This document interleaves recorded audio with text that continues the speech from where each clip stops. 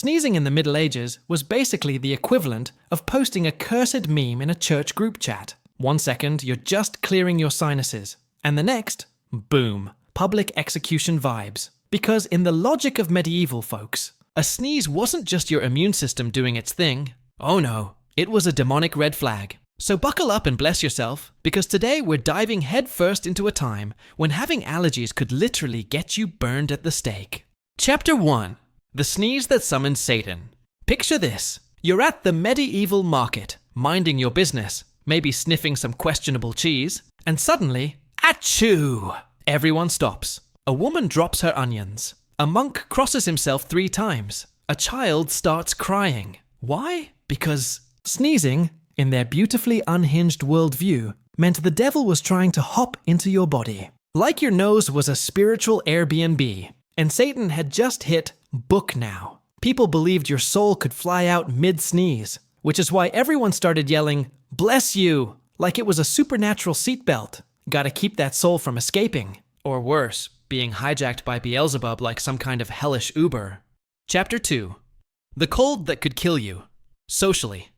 Fast forward to spring. You've got allergies, pollen's out, and your nose is running faster than medieval plumbing technology. Today, you pop a Claritin. Back then, you get accused of witchcraft. A cough wasn't just a cough. It was the devil trying to speak through your throat. A fever? Hellfire within. Runny nose. Literal tears of Satan. People were dragged to trials for excessive sneezing, which honestly sounds like half of Twitter during allergy season. But back then, that was enough for a one-way ticket to a very crispy ending. The logic was simple. If science couldn't explain it, the devil could.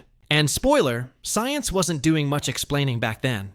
Chapter 3. Medieval Allergy Protection Starter Pack. Now, of course, they didn't just let this demonic sneeze threat slide. They got creative. Enter the medieval anti-sneeze accessories. Think garlic necklaces, wolf teeth, and bones of saints. Basically the early prototypes of essential oil. MLMs. People wore little herb pouches around their necks like cursed AirPods to purify the air. Sneezed 3 times in a row. That was the Dark Lord entering with Wi-Fi connection. And yes, some believed in triple sneezes being the demonic pin code to your soul. Also, priests blessed handkerchiefs. That's right, blessed handkerchiefs. Because what's more logical than turning Kleenex into a holy relic?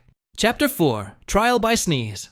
Now here's where things get really stupid. Some courts used sneezing as proof of guilt. Imagine being on trial, and your pollen allergy kicks in. That's it. You just proved you're on the devil's payroll. In some ceremonies, people were forced to stand still for hours while being observed. If you scratched, blinked weird, or, heaven forbid, sneezed, that was it.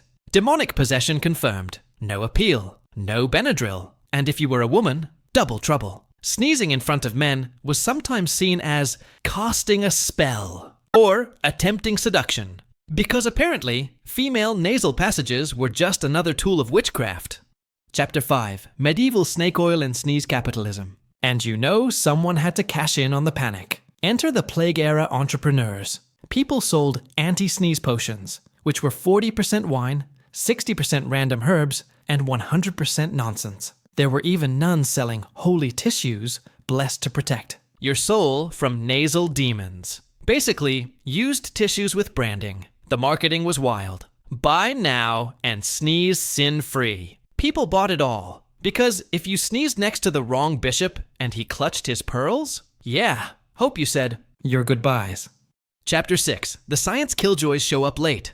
Eventually, science showed up like the buzzkill at the demon party. Actually, sneezing is just your body's reflex. And people went, bow. Even then, some held on to the myth. Like those people who still think drinking celery juice will cure depression. Let it go, Cheryl. Over time, we learned about germs, allergies, and the revolutionary idea that Satan probably had better things to do than chill in your nose. But until then, thousands sneezed their way into trials, executions, and decades of awkward holy water rituals. Chapter final. From sneeze to survival. So, next time you sneeze in public and someone awkwardly says, bless you, just remember, your ancestors got torched for that. Now you can sneeze on the subway, and the worst thing that happens is one guy moves 2 seats away. That's progress. Baby. So if you liked this wild trip through medieval nonsense, hit that subscribe button, because in the next episode, we're tackling scientific facts that people took way too seriously, like the time doctors swore women shouldn't. Red because it would overheat their uterus. Yeah, that was a thing. See you there, and bless you, just in case.